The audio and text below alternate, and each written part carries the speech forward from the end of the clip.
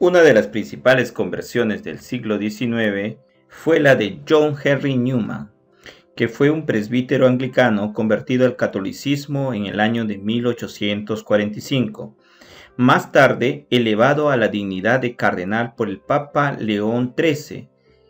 En su juventud fue una importante figura del movimiento Oxford, el cual aspiraba a que la Iglesia de Inglaterra volviera a sus raíces católicas. Sus estudios le llevaron a convertirse a la fe de la Iglesia Católica. Fue beatificado por el Papa Benedicto XVI el 19 de septiembre del 2010 durante su visita al Reino Unido. Su canonización fue aprobada oficialmente por el Papa Francisco el 12 de febrero del 2019 y se llevó a cabo el 13 de octubre del 2019. Cuando hablamos sobre el fin de los tiempos y sobre los signos que estamos viviendo en estos tiempos, que han sido descritos por profetas y por la misma Biblia, aparecen personas que dicen: desde hace tiempo vengo escuchando sobre estas profecías, pero al final nada ocurre. Es allí donde aparece la figura de este gran sacerdote John Henry Newman. En un sermón en la inauguración del seminario de San Bernardo, el 2 de octubre de 1873, al tocar el tema la infidelidad del futuro, John Henry Newman nos habla de una manera extraordinaria y fuerte de lo que va a suceder a la Iglesia en el fin de los tiempos. Él dice así: sé que todos los tiempos son peligrosos, y que en todos los tiempos mentes serias y ansiosas atentan al honor de Dios y a las necesidades del hombre. Nos tienden a considerar tiempos tan peligrosos como el suyo. Es verdad, en todo momento el enemigo de las almas asalta con furia a la Iglesia, amenaza y asusta cuando no logra hacer daño. Y todos los tiempos tienen sus pruebas especiales que otros no han experimentado. Sin lugar a duda, todos pasamos por momentos peligrosos.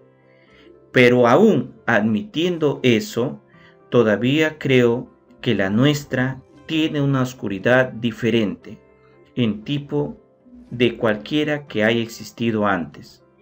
El peligro especial del tiempo que tenemos por delante es la propagación de esa plaga de la infidelidad que los apóstoles y nuestro Señor mismo han predicho como la peor calamidad de los últimos tiempos de la Iglesia, y al menos una sombra, una imagen típica de los últimos tiempos se acerca al mundo.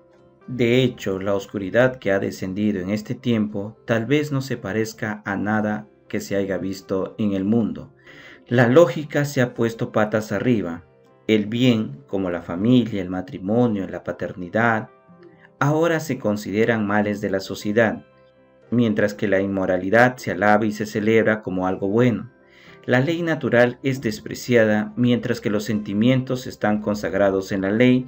La violencia gráfica y la fornicación se consideran entretenimiento, mientras que a los escolares se les enseña a masturbarse y explorar la pornografía. Y muchos preguntarán: ¿y la Iglesia dónde está? La asistencia a misa continúa disminuyendo rápidamente en Occidente, a medida que aumenta la incredulidad en la Eucaristía, herida por los escándalos de abuso sexual, debilitada por el modernismo e impotente por el compromiso y la cobardía. La Iglesia de repente se vuelve irrelevante para miles de millones de personas. Un caso muy específico es lo que se ha dado en China, donde prácticamente la Iglesia no tiene voz ni voto por el mismo gobierno comunista que existe en ese país. El cardenal John Newman, a través de sus palabras, nos advertía sobre la oscuridad que se venía para la Iglesia. El cardenal Newman también dijo quizás una de las cosas más proféticas que he leído de un clérigo. En su sermón sobre el anticristo, el santo escribió: Satanás puede adoptar las armas de engaño más alarmantes, puede esconderse, puede intentar seducirnos en pequeñas cosas y así mover a la Iglesia, no de un solo golpe, sino poco a poco, alejándola de su verdadera posición. Yo creo que él ha trabajado mucho en esta forma en el curso de los últimos siglos. Es su política para separarnos y dividirnos, y desalojarnos gradualmente de nuestra roca de fortaleza.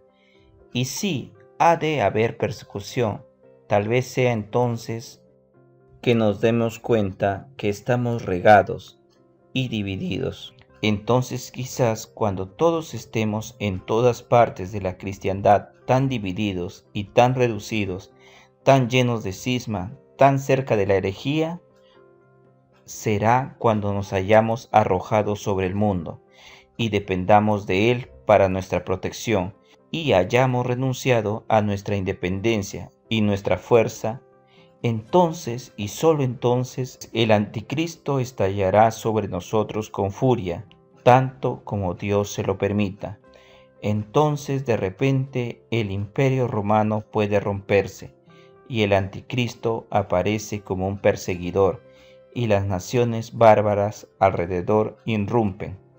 Esto lo encontramos en un sermón dado por el cardenal Newman sobre la persecución del anticristo. La razón por la que sus palabras son tan sorprendentes es que Newman previó un momento en que la iglesia misma se convertirá en un desastre interno, un periodo en el que será movido de su verdadera posición, su roca fuerte, y estará tan llena de cisma y cerca de la herejía. Para sus oyentes en el siglo XIX, esto podría haber sonado casi herético en sí mismo, dado que Cristo prometió que las puertas del infierno no prevalecerán contra ella. Además, la iglesia era un faro de verdad tan sólido en la época de Newman. Para ser claros, el cardenal Newman no dice que la verdad preservada en la sagrada tradición se perderá, más bien que habrá un periodo general de confusión, mundanalidad y división en masa. Señala específicamente un momento en que la iglesia y sus miembros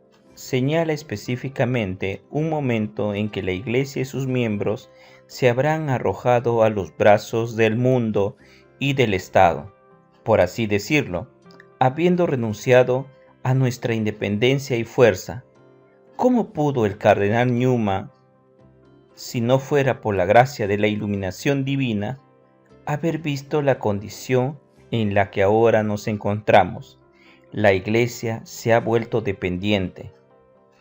Mejor dicho, nos hemos vuelto una iglesia tímida, tanto que nos acordamos de la cita bíblica de Apocalipsis capítulo 3 versículos del 15 al 19. Conozco tus obras, sé que no tienes frío ni calor. Ojalá tuvieses frío o calor. Entonces, como eres tibio, ni caliente ni frío, te escupiré de mi boca, porque dices, soy rico y acomodado, y no necesito nada, y sin embargo no te das cuenta que eres miserable, pobre y ciego y desnudo.